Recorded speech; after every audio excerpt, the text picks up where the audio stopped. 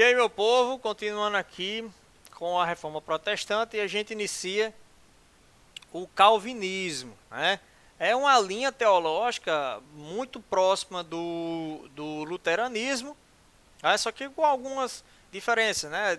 Digamos que Lutero deu o primeiro passo, mas quem fez as ideias protestantes se espalhar pelo resto da Europa foi Calvino, por isso que ele é um dos principais reformadores também ao lado de Lutero, ok?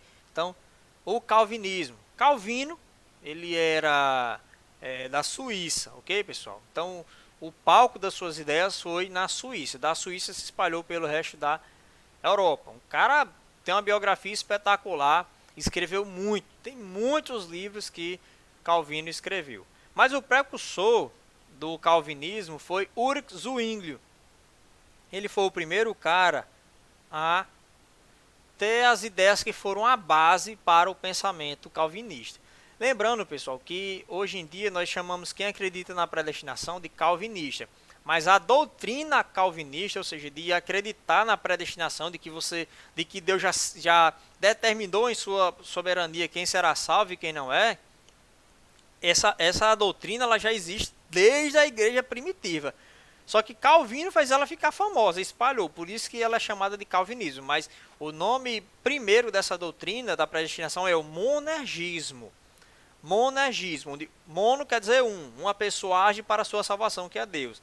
Quem acredita na salvação pelas obras também é o sinergismo, sinergia, dois atuando, né? Dois ou mais atuando para algo, ok? Então, monergismo é o nome correto para o calvinismo. Só que como Calvino tornou essa doutrina da predestinação popular, a gente chama de calvinismo, ok?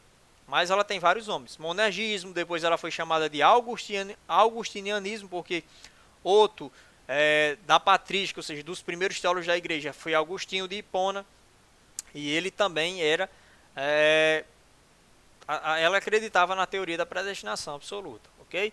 Então, Zwingli foi o precursor, o primeiro a trazer essa doutrina, mas foi com Calvino que ela se popularizou, né? Francês influenciado por Lutero, mas ele era radicado na Suíça. Foi na Suíça que ele passou praticamente toda a sua vida, ok? Então foi lá na Suíça o palco do calvinismo. E aí, a base do pensamento do calvinismo, pessoal, é isso aqui, a teoria da predestinação absoluta, ou seja, Deus em sua soberania já determinou quem será salvo e quem não é. Bruno, mas quais foram os critérios que ele usou? Deus é soberano, ele que sabe esse critério, né? O homem não tem como perceber, mas o homem tem como perceber se é predestinado ou não por alguns sinais que a Bíblia vai mostrar, né? Mas como a aula não é de teologia, eu não vou me aprofundar nisso, vou só falar da maneira mais seca possível. Quem tiver alguma dúvida sobre isso, pode me procurar depois pessoalmente para eu explicar melhor. Vou passar da maneira como está nos livros e não como é a maneira que eu aprendi da predestinação. Então, a base do seu pensamento era a teoria da predestinação absoluta, ou seja, as pessoas já têm o seu destino pré-determinado por Deus. O trabalho, a pureza, o cumprimento dos deveres e o progresso econômico são sinais dessa predestinação. Como é que eu sei se eu sou salvo? Como é que eu sei se eu estou na lista de Deus, né? Com o meu nome lá no livro da vida? É só você olhar se você é uma pessoa honesta, se você é uma pessoa pura, se você cumpre seus deveres, se você é uma pessoa que cresce, tem progresso econômico, se dá bem nos seus empreendimentos. Então, isso é um sinal de que você é predestinado. Isso fez com que a burguesia amasse o calvinismo. Porque a burguesia trabalhava para enriquecer, para ganhar muita riqueza e tudo mais. Então, em vez de ele seguir o catolicismo que proibia o lucro, o calvinismo dizia que o lucro era um sinal de salvação, né? Você pode trabalhar, pode enriquecer o quanto você quiser, rapaz, pode arrochar, isso é um sinal. Não, isso não é pecado não. Ficar rico e ter lucro nos seus negócios não é pecado, pelo contrário, é um sinal de que você é um eleito de Deus. Era assim que eles entendiam, ok? Então, houve um apoio maciço da burguesia às ideias de Calvino, porque ao contrário da Igreja Católica, que proibia o lucro e a usura, ou seja, emprestar dinheiro a juros, Calvino dizia que isso aí pouco interferia. Você pode trabalhar, pode enriquecer, ficar rico, não tem nadinha. Ok? A doutrina calvinista é gigantesca, pessoal. Isso aqui é apenas um ponto e de maneira bem sucinta. É uma doutrina bem mais abrangente que trata de vários aspectos da vida humana. Eu, pessoalmente, sou calvinista. A minha linha teológica é o calvinismo. Então, crescimento do capitalismo vem aí nesse período e vai beber do calvinismo, já que não é proibido enriquecer, né? Valorização do trabalho como um sinal da salvação e da poupança. Então o povo agora vai começar a ter mais como vai dar menos dinheiro à Igreja Católica medieval, vão ter como fazer uma poupancinha para investir, para abrir um comércio e tudo mais. Então será uma doutrina teológica que vai favorecer muito a quem vive do comércio. Ok? Porque eles agora vão trabalhar mais, sem medo de estar pecando, e também vão poder guardar dinheiro, né? E não ficar dando ofertas, comprando indulgências e tudo mais. Ok? Na Inglaterra, os calvinistas são chamados de puritanos. Em cada região eles vão ter um nome diferente. Puritano. Na França, serão chamados de huguenots. E na Escócia serão chamados de presbiterianos. Então os puritanos, os huguenots e os presbiterianos são os calvinistas.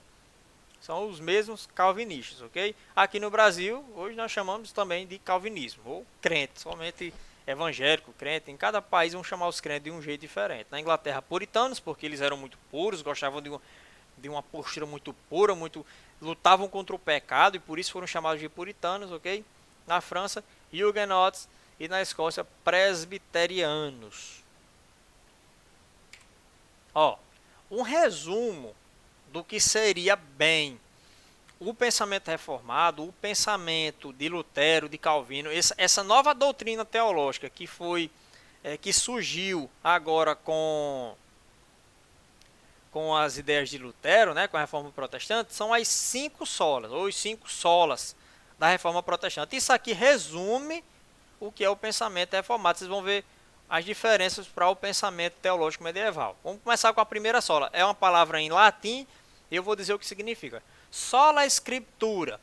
Isso aqui significa somente a Escritura, ou seja, só devemos acreditar no que é comprovado pela Bíblia, ou seja, somente a Escritura somente a Bíblia deve ser a nossa bússola, ok?